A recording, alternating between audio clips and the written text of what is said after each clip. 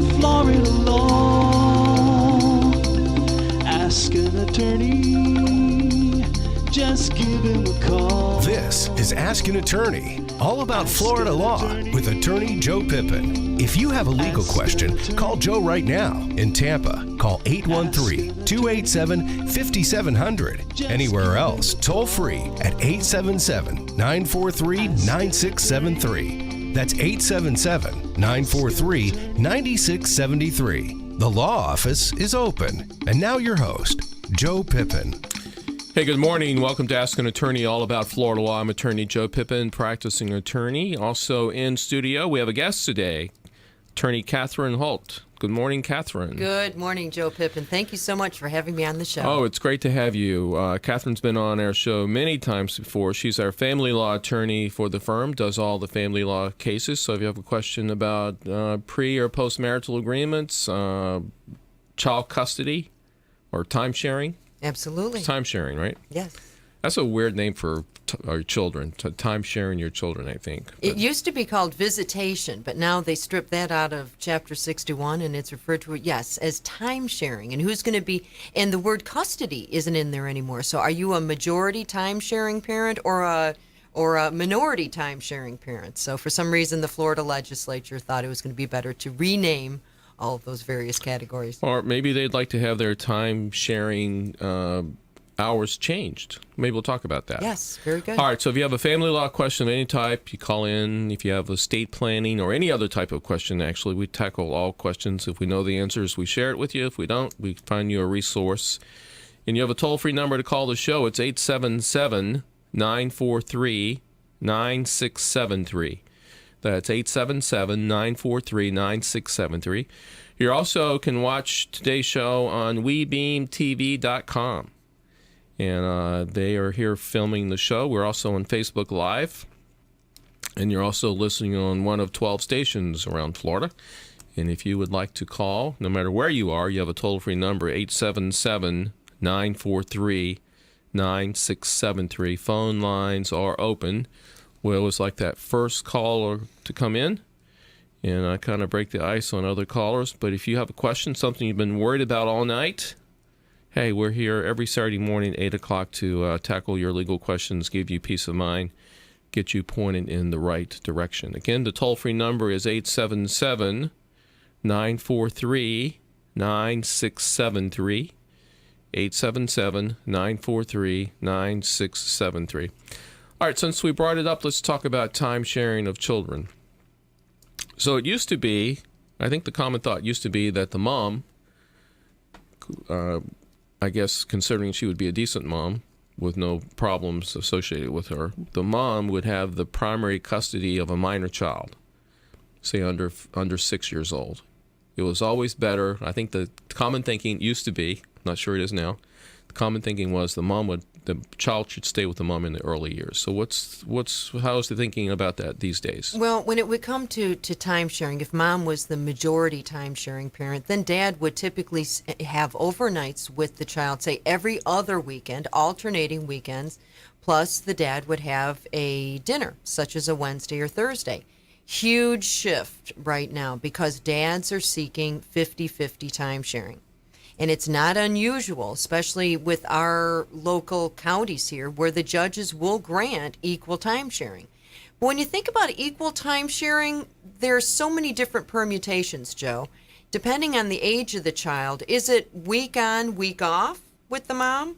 Or there are plans like 3-4 plans. You can start rotating. You can do 5 days, 2 days, 3 days, 4 days. So different ways to be able to adjust when it comes to the 50-50. I also had a client once where the mom lived in France and the dad was here in Hillsborough County. So we did a 50-50 time sharing, but guess what that was? Month on, month off. So the child was here for a month and then would go to France for a month, and the child was homeschooled and basically living large, living both here and in France. The problem is with the 50-50 time sharing is it becomes sometimes confusing to the child as to, where's the home base? Where does the child live? So let me ask you a question, Joe. Would you want to be in a situation where you lived one place for a week, and another place another week. So is it week on, week off? The older you get, and let's just say it's a female child, where does she keep all of her things? You know, her blow dryer, all her personal items, her clothes. Have to have 2 sets of everything. That's the problem. Is it 2 sets of everything, or do you have little Johnny or little Mary going back and forth with their little suitcase? It becomes very sad sometimes when you look at that situation. When Well, it's how would the equal. homeschooling work? Each parent would do homeschooling when the child was at their location? Sometimes that's what parents will choose to do if they are invested and they believe that homeschooling's the best for the child. There's also virtual school if the kids get old enough where they can actually log into the computer and complete, Yeah, I don't know say, how high 2 school. parents both trying to make a living separately can homeschool a child properly. It's very difficult. Sometimes parents work from home. Sometimes parents work, say, a second or third shift, and they're able to homeschool kids during the day and then go off to work. And, you know, people will do pretty much the best they can for their children. But as long as parents are working together in the best interests of the children, me personally, I like to see a home base for the kids. Some place where the kids, you know, call home You know, and then have really good, solid, full visitation, time sharing with the other parent. But, you know, what kind of investment do you want to put into your children? What's a good, loving, appropriate way to help the kids thrive? And even if parents can't be together as a marital unit, you know, what can they do to help the kids and to make sure that their best interests are always promoted, always putting the kids first? All right, if you have a legal question, you have a toll-free number. You can call about family law, estate planning, any type of law, any type of legal question. Doesn't even have to be a legal question. If you have a problem, I'd love to help you at 877-943-9673. That's 877-943-9673. Let's go to our first caller, William, calling from Tampa. Hey, William. William, are you there? All right. I guess William is not there. William, call back. If you have a legal question, we can help you. We'll take you as soon as we can right away. And everyone else has a toll-free number, 877-943-9673. Can I ask you a question, Attorney Joe? Sure, absolutely. So if you have parents and they have minor children and they want to pre-name a guardian for their children in the event that both parents would pass away. Let's just say parents are out there and the parents are killed in a car accident, and we're always hoping and praying that nothing like that ever happens. But what if you have good parents and they want to provide and name a guardian to be able to take care of not only the person but the property for their children? What legal document or what can you do to help parents to give them peace of mind with respect to their little ones? Well, I think it's very important for young parents to have a will. A lot of them don't think it's important. No, but they don't. The question is, you have minor children. Who do you want to raise those? And who do you want to be managing the money for their benefit? Those are 2 very important questions. They really shouldn't be the same person most of the time. You should have a financial manager of the assets for the benefit of the child, and you should have a guardian that's requesting money for the benefit of the child. And they should really be 2 different people. And you can make that happen in a will or a trust. If you make it happen you have to appoint the guardian in the will, but you should probably have a trust to manage the money for the benefit of the child. And the two hopefully would be able to work together. So it's very, very important to do that. The hardest question for young people that come in to do their estate planning is, who's the guardian of the child going to be if something happens to both of you? Joe, I have had really a number of cases, and it's so sad, where the young dad has died of cancer, and then a few years later, the young mom dies of cancer or dies in a car accident. And these young parents have not done their estate planning. So what do you need to do at that point? You need to file for guardianship. And then it becomes very expensive. And then you have the court looking and giving their oversight and perhaps requiring the appointment of a guardian ad litem for the best interests of the children. And you really have no idea, when the parents have not done their estate planning, you don't know the wishes of the parents, because maybe they come with an extended family, a number of brothers and sisters. But you would want to know, who would the parents have wanted these children to be raised by? Or maybe it's a godparent. or maybe it's a great family that they go to church with that they're not related to. So if parents, please, I ask you, because I don't want these kids, if there's ever a situation, I don't want to have to file a guardianship and have the judge make a decision. I want you parents to make your decision. And like Joe said, you can name the guardian of the person of your children in your will. So please consider that. All right. Is that ever a topic for like a postmarital agreement where there's a pending divorce where they agree on the guardian in the document? Well, let me tell you one thing. When it comes to a premarital agreement, okay, it is against public policy to address any issues regarding children, which is very interesting. When I say it's against public policy, we're talking about against the public policy of the state of Florida to pre-designate or pre-decide any issues regarding children, because they say you can't look into the future as to who would be a good parent or not. And so you can't designate in a prenup, okay? Now, can you designate it in a will, the person in will? Absolutely. So you have to make sure that you're using the proper documents, and that's why I really caution people not to try and do it themselves and figure it out themselves, because if they designate or name someone in a wrong document, it could be unenforceable in a court of law. All right. The question was, though, what about a postmarital agreement? Can you agree on a guardian? I have never seen that happen, because whether it's a prenuptial or postnuptial, who are the parties? Okay, it's the husband and the wife, okay, or the potential husband and wife. If you're naming somebody outside of the husband and wife unit, that person's not a party to the agreement, so you can't enforce an issue regarding a non-party. So you're not going to name a guardian either in a pre or a postnuptial agreement. Just in a will, you've nominated someone. They don't have to accept the job. Well, absolutely. So can both parties nominate someone in a postmarital agreement? Would be their choice. They could. You know what? At least it would show to the judge it's their preference, whether it's enforceable or not. I'd rather. I just maybe want they could agree to nominate the same people in the document, and they agree to do that in their will. Yes. Now that would be good. Yeah, maybe. And then you could have the consistency, just like when you and I, when you do the estate planning, and then I'll handle the pre or postnuptial agreement, and then my documents reference your trust, and your trust reference my agreement. Right. So that works great. Let's go to Mary in Newport Richey. Hi. Hey, Mary. Hi, Mary. Hi. I'm here alone. My husband passed away 5 years ago. No, I'm very sorry. And we have no children. And I was hoping to distribute things rather than having it go to the courts through a bill or anything. Oh, have it distributed through a trust to avoid probate? No, I was thinking about doing it in bank accounts by naming transfer my on brothers death or paid on death? No, just making them beneficiaries in a CD. Yeah, well, that's paid on death or transfer on death. Okay, but they require Social Security numbers, and I'm so embarrassed to ask them for. I don't know what to do. Well, you might consider a trust instead of having a transfer on death or a paid on death account.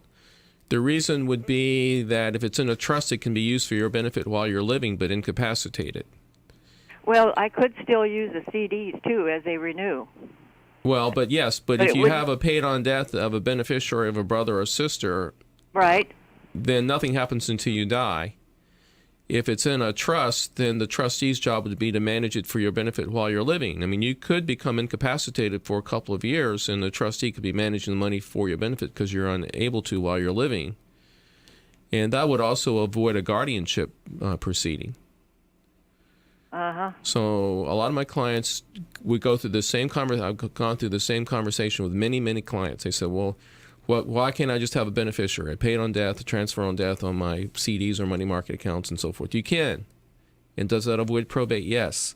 But is there a better way to do it? And I'm saying a trust is a better way because the trustee could use it for your benefit while you're living. I see. I saw you on Home Keepers yesterday. Oh, I was on yesterday. That was a repeat of a prior show. But so what was I talking about yesterday? Well, I talked to my sister over in Titusville and told her about it, and we talked the whole time, so I didn't hear it. Oh, you But just she saw saw me. you. Well, I'm listening today. All Yeah. right. Well, very good. Thank you so much. Okay, bye. All right. Thank you. Hey, if you have a legal question, you have a toll-free number, 877. Your question can be about any area of law. We're talking to Catherine Holt, family law attorney. I do a lot of estate planning, but we have other practice areas in our firm. And 34 years under my belt of doing Ask an Attorney all about Florida law, so it's probably not too much you can ask me that I haven't heard many times and have an answer for. But if I don't have an answer, I'll let you know, and we find you an answer. But you can call it 877-943-9673. That's 877-943-9673. Phone lines are open. Joe, the one thing I want to mention to folks out there is here in the state of Florida, we have something known as adult adoption. And adult adoption is not available in all 50 states of our union. Florida is very unique. And that means here in the state of Florida, if you are an adult, 18 or over, you can be adopted by another adult. And when does that typically happen? Maybe it was a foster situation. Maybe you were fostering some kids. Maybe you're a lady or a gentleman out there who has... Well, my favorite case that Yes. you and I worked on Oh, I know that one. was the young man came in. He was not the natural child of the mother who really raised him and took care He was of him. about 45. Listen, Yes. remember, he was about Yeah. 45. And for a Mother's Day present, Yes. he came in the week during Mother's Day and paid Yes, he did. for him to be adopted by what he really considered his mother. That's right. What had happened in that situation? You can't do this nowadays, but there had been a lady up in another state. She was having a lot of babies, and she had this little son, and she couldn't care for him. So she asked a lady who was down the street, a very lovely Christian lady who wasn't able to have any children. She said, "I can't care for this last one. Would you like him?" And so she ran down. She said, "Absolutely. I mean, what a blessing." And so she raised this little boy, and then they ended up moving to Florida. And you're absolutely right, Joe. He was 45, and he said, for a Mother's Day present, I want to be adopted. I want that legal bond. I mean, he felt as though he was her son, okay, Yeah, but he did. wanted that legal bond. So here in the state of Florida, but here's the thing that I want people to understand. It's unlike a child adoption where you have to go through the bifurcated proceeding of terminating parental rights and it's in a whole dog and pony show. An adult adoption is a relatively streamlined procedure, but you do have to give notice to the biological parents. Just notice. Now, in our case, Joe, the biological parents had been passed away. So you might ask me, what does notice mean, Catherine? If somebody wants to be adopted by someone else, can the biological parents object? And the answer is no. They have no standing to object. Have I had situations with adult adoptions where we give the notice to the biological parents and then they show up in court trying to object? That's happened. It's uncomfortable. But what happens there is the judge will allow the parents to be heard, and they can voice why they think the adoption should not go through. And in the last adult adoption, the judge said, "Thank you very much, biological parents. I'm going to have to ask you to leave because you don't have standing." Okay, you don't have standing to object because as an adult, if you want and consent to be adopted by another adult, you absolutely can. Hey, suppose that makes me think of a situation where I was asked a question like this. There was a young lady with a young child. I think she was from Puerto Rico. The father of the child was in Puerto Rico, and she's in Florida. So she's met a new guy in her life. The other guy was just happenstance relationship for a short period of time, and they had a child. She moves to Florida with the child. Now she has a new husband who wants to adopt the child. Absolutely. Okay, so the chance of you serving someone in Puerto Rico, the father, and him coming to Florida is probably remote. That's right. So that's what happens in those type of cases? What you have to, and that's called step-parent adoption. And once again, just like adult adoption, it's a relatively streamlined procedure, okay? You need to give notice to the biological father, and that's the key. You have to be able to prove to the court that you did your absolute best to put the biological father on notice that the child was going to be adopted by the mom's new husband. Now, in Puerto Rico, you can absolutely have him served. Okay, you can have those documents translated to Spanish. You can hire a process server. You can get the documents in his hands. You can have someone hand deliver those documents to him. Then it's up to the biological father. If he wants to object, then he will need to come to court when there's the hearing on the step-parent adoption. But let me mention one thing, which sometimes can be attractive, shall I say, to the biological parent. If the husband then is coming in wanting to adopt that child, then the biological father's child support obligations are absolutely cut off. He doesn't have to pay for child support anymore. I don't think there were any in this case anyways. So. Well, but that's sometimes, when you say to the dad, look, you won't have to pay, and we have a very good and decent man who wants to step up and be the father for this child, I would say most of the time, Joe, I've been able to have some consent and agreement by the biological father. All right, let's go to Antonio in Tampa. Hey, thank you guys for taking my call. A few quick questions. When you get divorced and you have to, the judge says you have to sell the house. When is it decided who's responsible for the taxes and who's responsible for the homeowners association fee and stuff like that? Isn't that stuff predetermined or prearranged during the divorce? Yeah, I certainly would want to address that. And now, typically, when it comes to property in the property taxes, when you go to closing, they will prorate the various amounts that are due, so you don't have to worry about that. But when it comes to homeowners, or what about issues like the utilities, or the lawn, or the pool, or the pest control, or other expenses, other quote-unquote operating expenses? Because when you go to sell the house, Antonio, you typically don't sell it in a week. It's going to take some time. Even if you land a buyer very quickly, if they're going to have a financing contingency, that could take, 30, 45, 60 days. So the big question is, during that point in time, who's paying for the expenses? Who's paying for the mortgage? Is there going to be a credit at closing?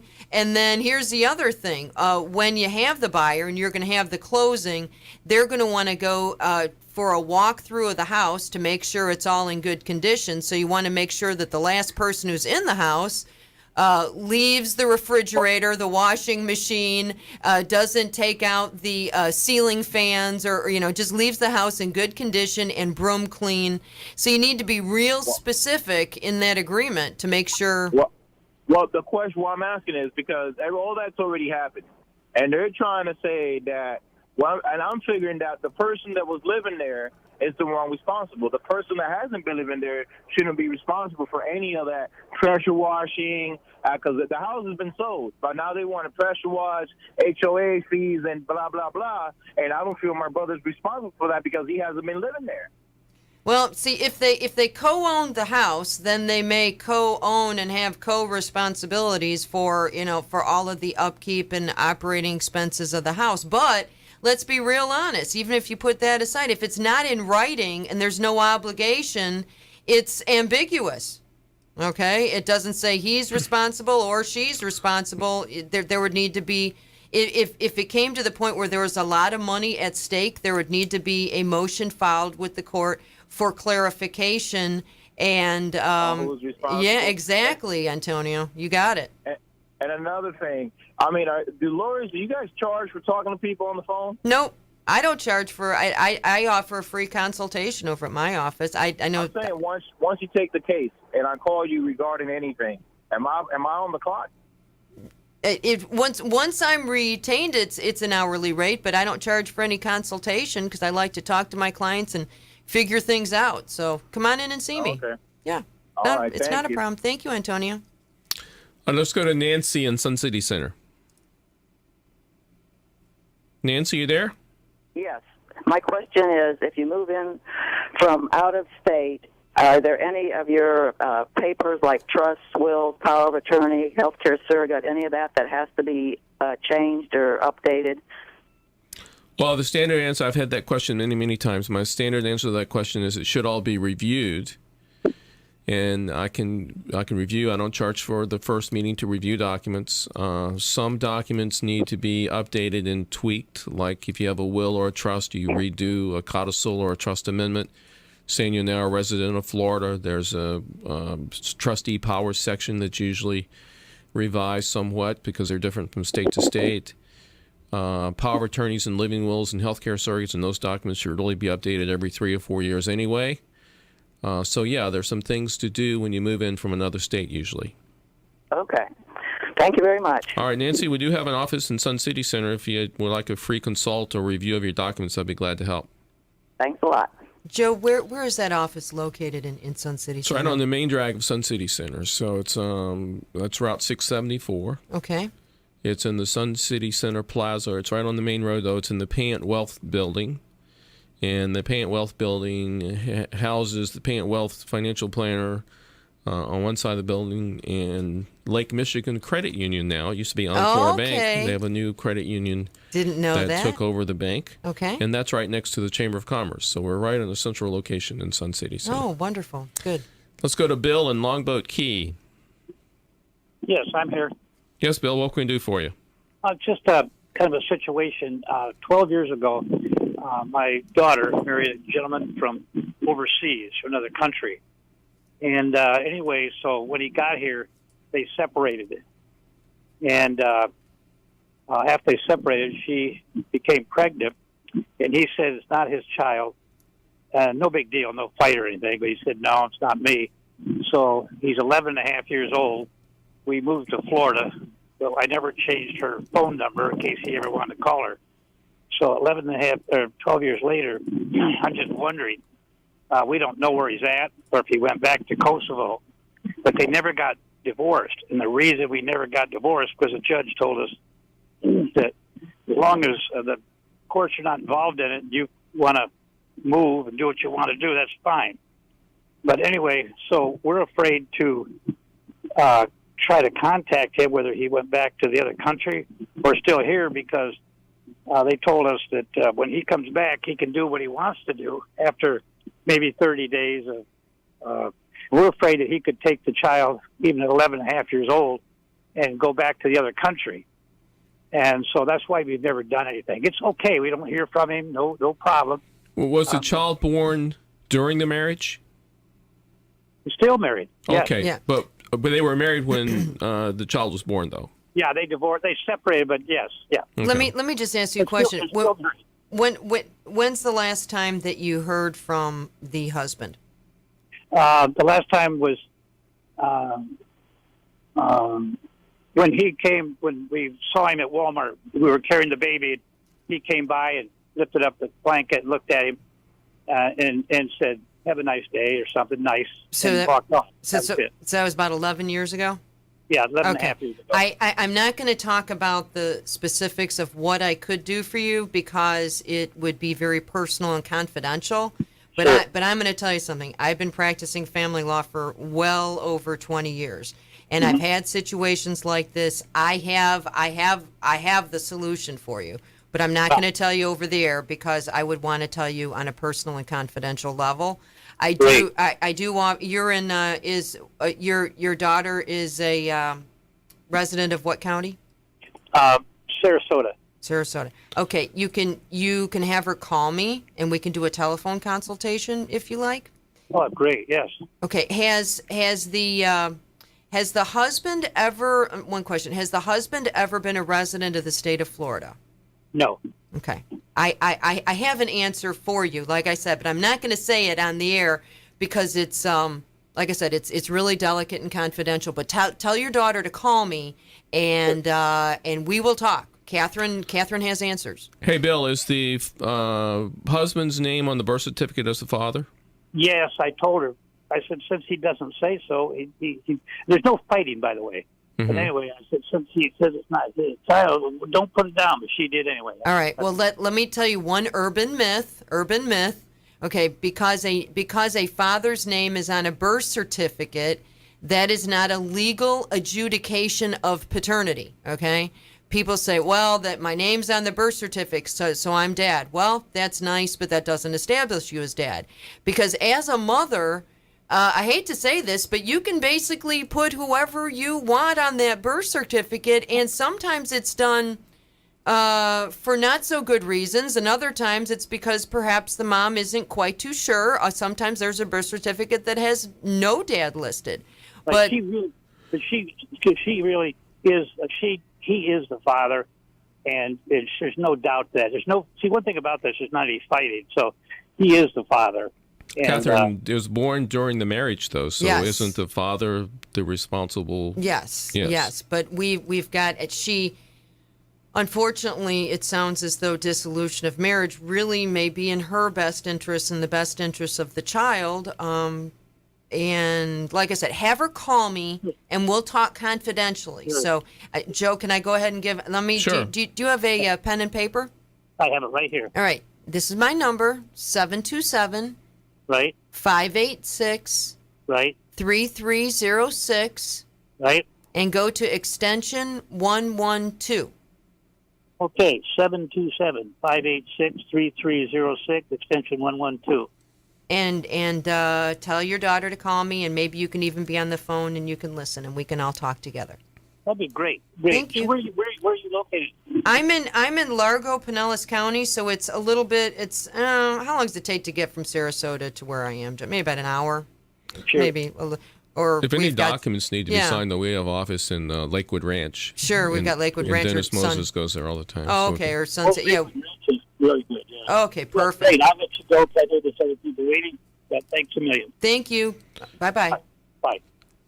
Let's give out the number, then we'll go to Lisa in Tampa. If you want to call the show, you have 15 minutes or so left in the show. It's 877-943-9673.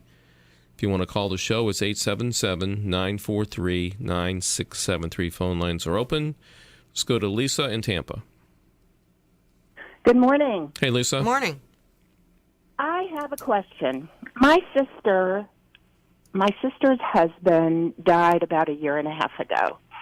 The house and I think a vehicle property was in his name only, and nothing has been done up until this point. And how do we proceed?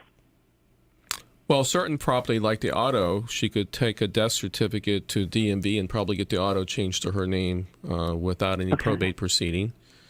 So are there bank accounts or real estate just in his name?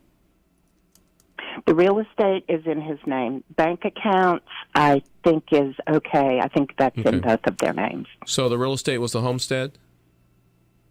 I don't know. Okay. And did he have a will? No. Okay.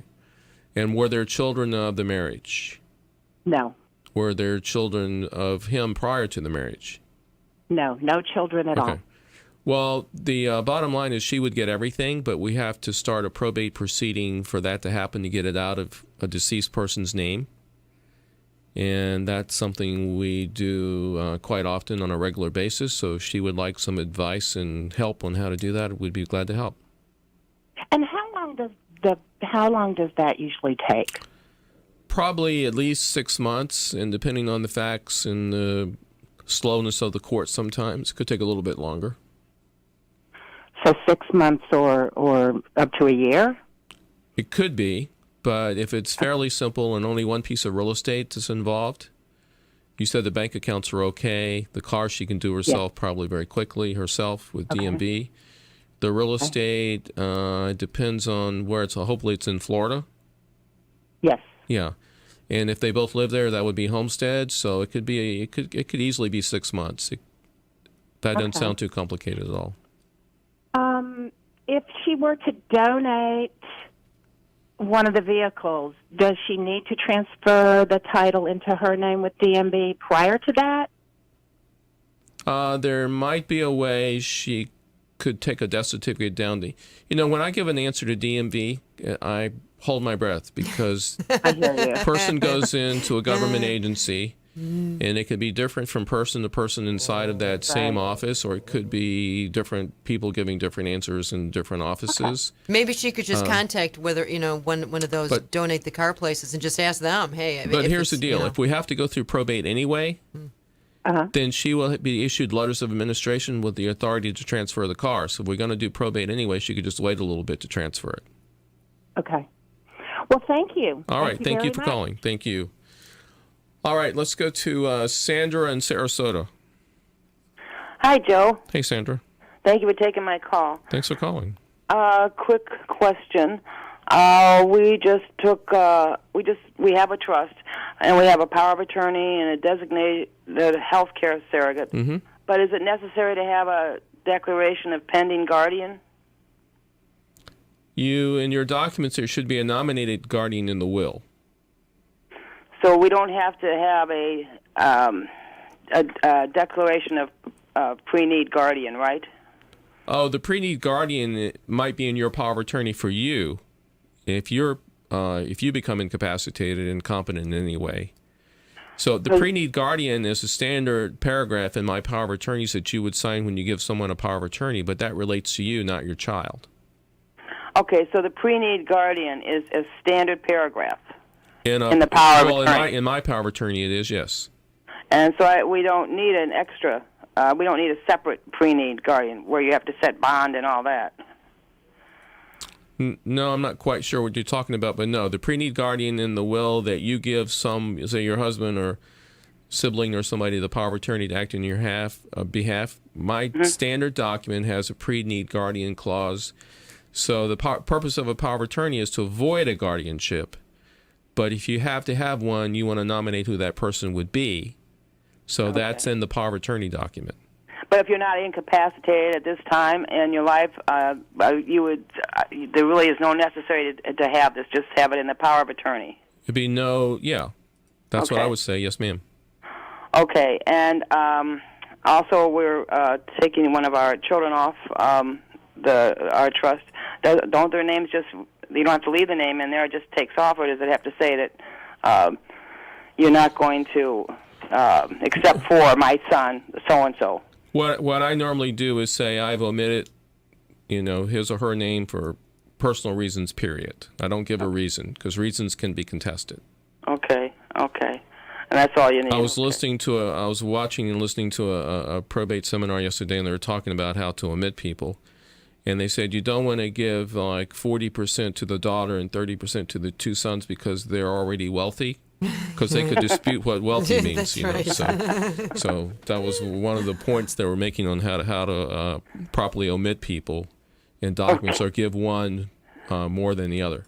Okay, so it's just I omit for personal reasons. That's it. That's the language I would use. Okay, thank you. I listen to your program every Saturday. Look forward to it. It's a wonderful program. Thank you so much. Thank you. You have a nice day. You too. Let's go to Paul in Riverview. Hello. Hey, Paul. Hi, Joe. Great program. Thank you. I'm asking a question about a quick claim deed. I bought land about 40 years ago in Pennsylvania, and we decided we didn't want it. Mm-hmm. So we put it up that anybody could buy it for $1, a quick claim deed. And someone took it, and everything was fine. That's when I was in New York. I moved down here, and I get a letter from an attorney that he wants me to sign it over because they can't find the first fellow that I gave the land to. And I don't know what to do. What do you mean they can't find? So you deeded it to... I don't have the records who I deeded it to. That's the problem. And I guess they want the land. It's up on a mountain in Pennsylvania. Do I just go eminent domain or something like that? Well, why don't you ask this attorney to send you a copy of the deed since they've already researched it, so you can see... Well, they can't... When I told them that I sold it to this fellow, which I don't even know who he is, my wife has passed... it was all good for 40 years. All of a sudden, I guess they want the land. They want to build on it, and I don't have any records at all. Was the deed recorded? I really don't know. So you need to do a title search on the property to determine what, if any, ownership you have. And since somebody's asking you for something, ask it of them. Tell them to send me your records so I can have an attorney here in Florida look at it. Although say, for example, I'm not licensed in Pennsylvania, but I could probably look at your proof of ownership of papers and determine what the Pennsylvania attorney that would represent you might have to do But I wouldn't blindly just sign something because somebody asked you to. I would ask for proof of your ownership. That's what I was afraid of. I just don't want to sign something and get it notarized. Yeah, don't sign it. Ask for proof of ownership of your property. So if you've done a research or if you had a title company do research, send me a copy of the deed that I supposedly signed 40 years ago. Send me a copy of those records, and whatever you've searched and found, send me a copy of it so I can have an attorney review it. I've got a question. Did he give you the $1? Did he give me what? Didn't you say you sold it for $1? Yes. So I don't even know who the fellow is I sold it to. Did he give you $1 or write you a check? I think he wrote a check. But at this That's point, interesting. Okay. At this point, 40 years later, right there, everything was gone, you know? I mean, it's a beautiful spot. Someone bought more land. They want probably it's on a lake. It's beautiful. But, you know, I don't want it. And you know what? Let me ask you a question. It's land, so there are property taxes being paid. I mean, maybe someone can just look into the... Yeah, they used the title search on the property. Yeah, and sure. Believe me, if nobody paid property taxes for 40 years, it'd be long gone. Exactly. All right? But get them to send you whatever research they've developed so you can have it reviewed before you make your decision. I think I'll do that. I'm glad I didn't sign anything. Don't sign. No.